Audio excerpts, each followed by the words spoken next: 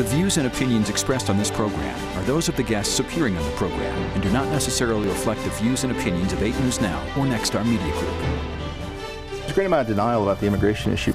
Tonight on Politics Now, the country's most widely read Latino columnist sits down with us to talk about the Nevada caucus and how he expects it to play out. Growing up in a family that struggled economically, The flood of ads continues. We tell you who's spending the most money vying for your vote. Plus, countdown to the Iowa caucuses. I'm Natalie Brandon Des Moines with how a caucus works and why it matters. From 8 News Now, this is Politics Now with Steve Sebelius. we want to start off today talking about one of the things that makes the Nevada caucus unique, our high percentage of Latino voters. Thanks for joining us. I'm Steve Sebelius. All the presidential candidates try to court the Latino vote when they come to town. Washington Post columnist Ruben Navarrete is the most widely read Latino columnist in the country. His columns are printed in 150 newspapers nationwide. I sat down with him to talk about Latinos and how they're approaching the election. We started off with why he thinks the field is narrowed to the oldest and whitest candidates. Take a look. It's really an interesting story because by the time you get to Nevada voting, Julian Castro's not on the ballot anymore. Neither is Kamala Harris and the like, so the choices have really winnowed down. I will tell you that the folks around the Castro campaign were hoping for Nevada, waiting for Nevada. You know, Nevada is the first Latino primary when you think about it. You know, it's not South Carolina, it's not Iowa and New Hampshire. For Latinos, and there are 57 million Latinos in the country and 17-18% of the population. Latinos represent the largest group of eligible voters in this next election. So it's a big deal, but Nevada was the beginning of all that. Nevada's where Latinos start getting excited, right? And Julian Castro won't be on the ballot. So I think there's kind of an effect where there's a lot of folks in Nevada who might have liked to have voted for Kamala Harris or Julian Castro, but the choice is now going to be between, say, Bernie and Biden, and they'll make that choice. What role do you think Latinos specifically in Nevada are going to play in the 2020 election, both here at home in the state and nationally? I think you'll see younger Latinos going for Bernie Sanders, older Latinos, again, a generational split, older Latinos going for Joe Biden. Same thing you're seeing in the African American community, you'll see it in the Latino community. And I think that the wild card will be Elizabeth Warren and how well she does. But Nevada will more than likely come down to Bernie or Biden, and Latinos will split their vote along those generational lines. There may be other class differences involved and educational differences involved. And you're going to see that the population of people, Latinos, are not monolithic. They are very splintered.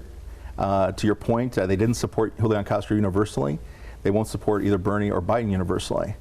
They put, to use a Las Vegas metaphor, on a roulette table, they put their chips all over the board. You know, they don't just sort of back one candidate. But you'll see that presence play out. Now the question will be whether they force a discussion of issues like immigration that they care a good deal about. It's not their number one issue, but it bubbles up now and then. Most people think Latinos care only about immigration. It's really the economy and healthcare and education are their top issues. Yeah. But if you pick a fight with us, like Donald Trump has done, or Sheriff Joe Arpaio in Arizona learned this, if you pick a fight with us and make it, you know, get in our face about it, then it becomes a bigger issue. George W. Bush had an approach to immigration that was not a confrontational approach, that was a pragmatic approach, saying, hey, listen, we can't ignore this problem, we can't pretend it's going to go away, we can't just build a wall and then it's done. We've got to recognize that there's a need in America, there's a need in Latin American countries, people are coming here for a reason. Let's figure out a way to deal with that. Well, there's a great amount of denial about the immigration issue, right? The left likes to lie about it. The right likes to lie about it. Nobody tells the truth about it. The left doesn't talk about the costs that immigrants incur on jails and hospitals and schools. God forbid. The right doesn't talk about the fact that racism has always been a part of the discussion, way back to when Benjamin Franklin tried to keep out the Germans in the 1700s, and toward every group since then. Right? There goes the neighborhood. That's our national motto, right? So nobody's telling the truth. The right and left, they're all BSing us, right? But at the end of the day, I think the big question for Latinos is, just be honest with me. Navarrete spoke to UNLV students as well while he was here. You can watch my full interview with him on our website at 8newsnow.com. Well, one way those presidential candidates are reaching out to Latino voters is through ads. More of the candidates are running ads in Nevada, both in Spanish and English. He's fighting to raise wages, leading the fight to guarantee health care. Now, our country is at a turning point. Hard-working people betrayed by Trump, struggling to survive. This Bernie Sanders ad called Fight for Us, in which he talks about raising wages. There's also a Spanish language ad called Nuestro Futuro. It's part of a large ad buy for Sanders leading up to the caucus. And Elizabeth Warren is not to be left out. She also launched a Spanish language ad.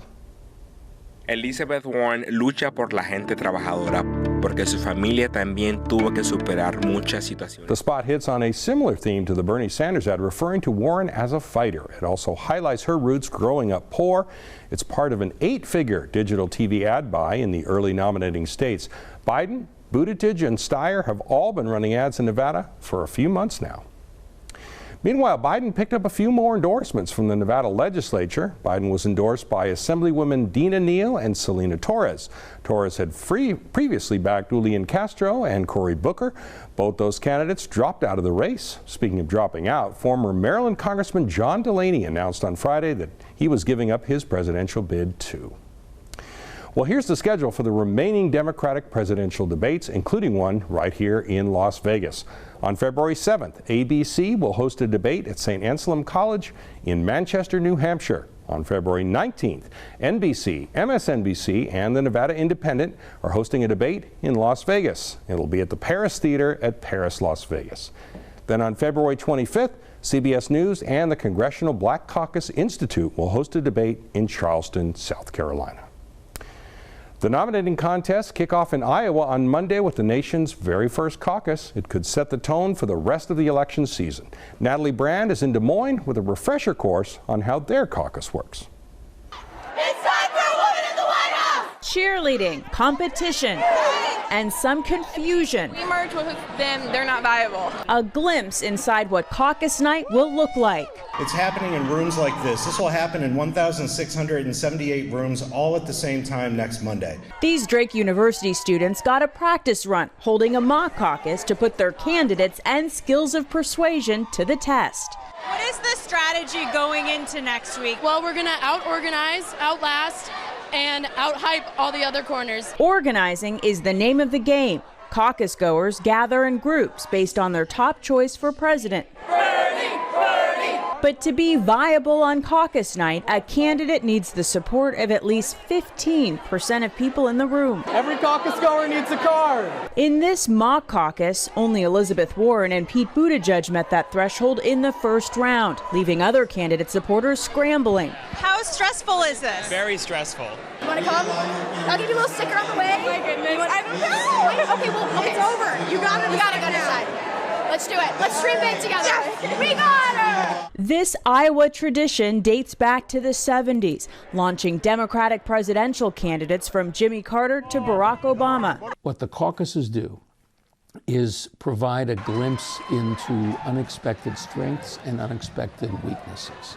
It's up to the rest of the country to decide what to do with that information. Drake University professor Dennis Goldford says the key question candidates will have to answer: did you do better than expected or worse than expected? We ended with 66 in Buttigieg and 87 in Warren. The other Democratic White House hopefuls came up empty-handed in this college exercise. Monday will be the real test for their campaigns. Natalie Brand, CBS News, Des Moines. Iowa's Republicans will also be holding a caucus. Other states, such as Nevada, South Carolina, Kansas, and Arizona, are opting out of holding primary contests. The Nevada Republican Central Committee will hold a vote in Pahrump on February 22nd to bind their delegates to President Donald Trump. And don't forget, next week in this same time slot, we'll be holding a Caucus 101 special. 8 News Now anchors Brian Loftus and Denise Valdez will join me. We'll hold a mock caucus of our own, explain all the rules to you, share some of Nevada's most fiery caucus moments, and a whole lot more. That Caucus 101 special will be next Saturday at 4:30 p.m. And we have widespread coverage across the valley planned on Caucus Day as well, so you want to tune in for that. Iowa Democrats say they're expecting record turnout. We check in with Des Moines and take a look at organization underway for the first nominating contest in the 2020 race. That's next on Politics Now. Welcome back to Politics Now. The Senate impeachment trial of President Donald Trump had not wrapped up by the time we taped this show on Friday morning, but what was expected was 4 hours of debate followed by a vote on whether to allow witnesses. Republican Senator Lamar Alexander of Tennessee said he will oppose calling witnesses in the trial, which meant the Senate could have voted on whether to acquit the president as soon as Friday.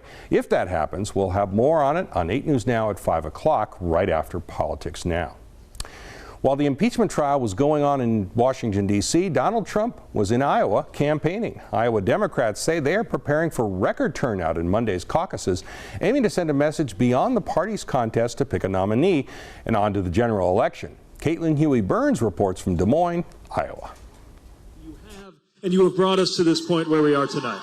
As Democratic presidential hopefuls fan out across Iowa in the home stretch, they're encountering first-time caucus goers like Ankeny resident Christy Remus. 4 years ago, I didn't even vote.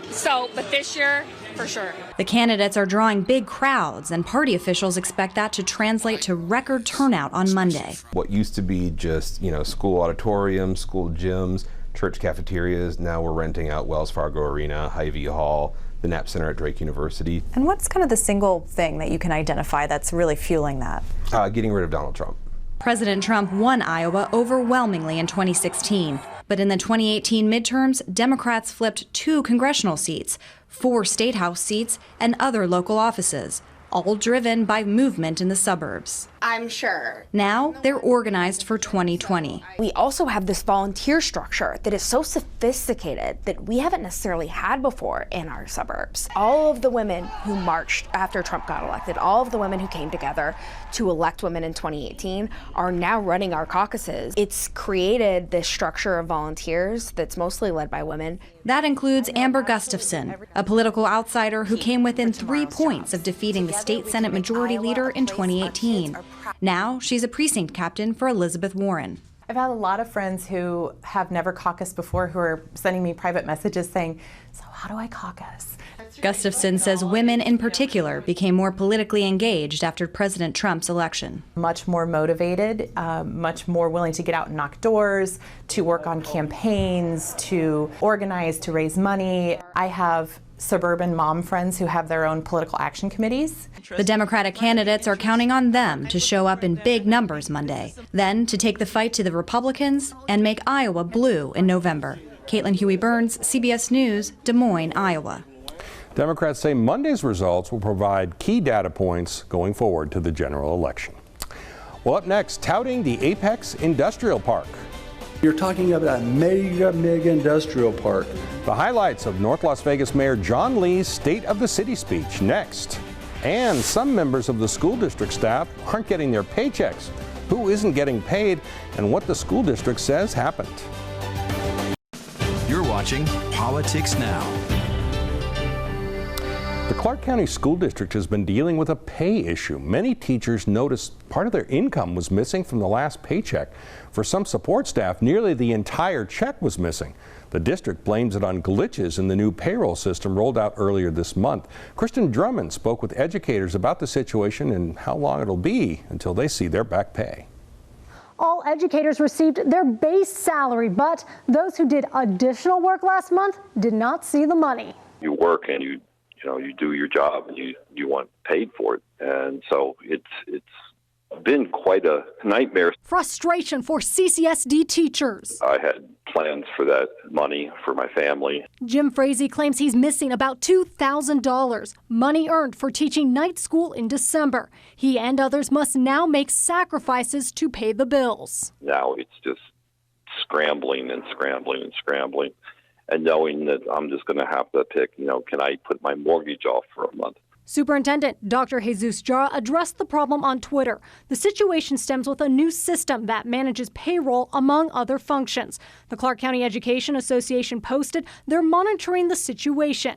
CCSD expects retroactive pay to go out on February 10th, but if that fails, anticipate the teachers union filing a labor dispute. We're trying to give the district the benefit of the doubt that they will work through this, because you got to take care of your people. I reached out to the Office of Nevada Labor Commissioner about the issue. I'm told the state does not regulate or enforce wage and hour matters for employment relationships that are governed by collective bargaining agreements. In the studio, Kristen Drummond, 8 News Now. Well, Clark County School District Superintendent Dr. Jesus Jara sat down with 8 News Now to talk about the state of the school district speech. He talked about the work his team has done and what action he plans to take this year. Dr. Jara spoke about access to school programs and overall equity for students across the district. He also touched on some major points of contention in 2019, including teacher pay and school safety. Overall, he says he's happy with the way things are going. I feel that we're in the right direction, and that's what I'm going to tell them on Friday. I'm going to say to the community, I say, trust me, that we're moving in the right direction, and you're going to continue to support me, and we'll move forward. We also asked him about the recent glitch in the CCSD pay system. He said he feels awful about it, and his team is working hard on a solution. Well, North Las Vegas says 2020 is going to be a breakout year, bringing in new business, jobs, and money to the area. On Wednesday, Mayor John Lee gave his State of the City address. He highlighted the major developments happening at Apex Industrial Park. New water lines will be placed to connect thousands of acres of land. The industrial site will welcome a liquid hydrogen production facility. Mayor Lee says the city is working with private investors who plan to bring their businesses to Apex. This will create 25,000 new jobs. Apex is just not something out there. You're talking about a mega industrial park. And if I was a home builder, I'd be trying to figure out how I could get in front of all this right here. People are going to be coming. Mayor Lee says North Las Vegas has become a model of innovation and an economic driver in the area. Well, how will Metro Police enforce the new homeless ordinances downtown? Clark County Sheriff Joe Lombardo explains the plan next on Politics Now. Police officers will play a role in enforcing the new homeless ordinances in the city of Las Vegas. To talk about what that role will be, Clark County Sheriff Joe Lombardo talked with our 8 News Now Good Day team about the role Metro Police will play. What is the plan for enforcement? You know, because it's new, they think we've adjusted a lot of resources and ideas to address the homeless, where in fact we haven't. It's going to be the same amount of resources we currently have. What it is it's just more of a defined boundary where there's less ability to camp or loiter, or those boundaries have been defined to the benefit of businesses. So the officers are aware of those boundaries, and what they do now is when they approach the homeless, they advise them whether or not there's services available. And if they're service averse, they refuse the offer of services. We ask them to leave, and if they fail to leave, then we either issue a citation or effect an arrest. What discussions, if any, has Metro had with city staff about crafting this, or the logistics of this, or just leading up to this? How often have you been in contact, or anyone with Metro? Well, with City Hall? That's the bureau commanders, the captains of those specific areas, which would be downtown and Bolden. That's the majority of the areas. They're in constant contact with the city attorney and the public works within the city. So those are ongoing conversations. I mean, I had the initial conversations with the mayor and the city council, and then now it's pushed down to the worker bees per se, the people that are going to affect the ordinance or enforce the ordinance. It's going to be a continued conversation. You know, you got to work out the logistics of the ability of the officer to contact the service providers and have the knowledge of whether there's services available or not. So they're actually making a trip out to Salt Lake City here in the short term because they have a similar type program there to evaluate what's going on there. Interesting. Yeah, it's a coordinated effort among several agencies. Right. So we will keep an eye on that. So changing gears, Sheriff, what's the expansion, the status rather of the expansion on the training facility in the northeast part of the valley?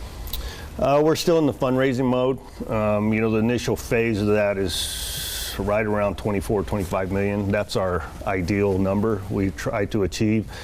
We've been raising money for the past 2 years now. The land has been cleared. It's been identified and cleared, and the plans, the blue lines have been drawn. So it's progressing, but everything takes money, right? So we're asking for the we're asking for the public's help, per se, and, you know, more in the business community and donations to move this forward, because it's a private enterprise versus taxpayer enterprise. And it's important for people to realize that. And you know, it's a state-of-the-art best practice training facility to provide to all of law enforcement, not just Metro. So it's intended to be a regional facility, and hopefully we get it, the foundation laid here pretty soon. All right. We'll keep an eye on that. Sheriff Lombardo, thank you once again for joining us this morning. If you have a question for Sheriff Lombardo, you can submit it at 8newsnow.com and find out if your question is answered every Wednesday. Well, Governor Steve Sisolak says things are moving faster at the DMV. The DMV says wait times are down by 42% for walk-in customers. At the same time, the number of customers rose by 22%. They credit the staff, the online appointment system, and how they handle lines in the lobby for the change. We like to get people in and out and back to work and back to school as quickly as possible. It's just good, efficient government and helps us have a quality of life all the way around. It's that good first experience that you have. You only get to make one first impression. And this is oftentimes the first impression of the state of Nevada that we have on people. Well, the DMV staff also wants to remind people the real ID deadline is approaching. In order to board an airplane or enter a federal building in the United States, you're going to need a real ID. Well, here's what we're keeping an eye on next week. And at the top of the list, of course, the State of the Union address. The State of the Union may be delivered while the specter of impeachment hangs over the president. State of the Union is scheduled for Tuesday, February 4th. It starts at 6 o'clock, and you can watch it right here on Channel 8. Well, that's our show. Thanks for watching Politics Now. Remember, next week you can watch our Caucus 101 special right here in this time slot, 4:30 on Saturday, and we have a full day of coverage planned for the caucus on February 22nd. In the meantime, you can email me, sSebelius@8newsnow.com. Stay up to date online. Watch us every Saturday. Thanks for watching.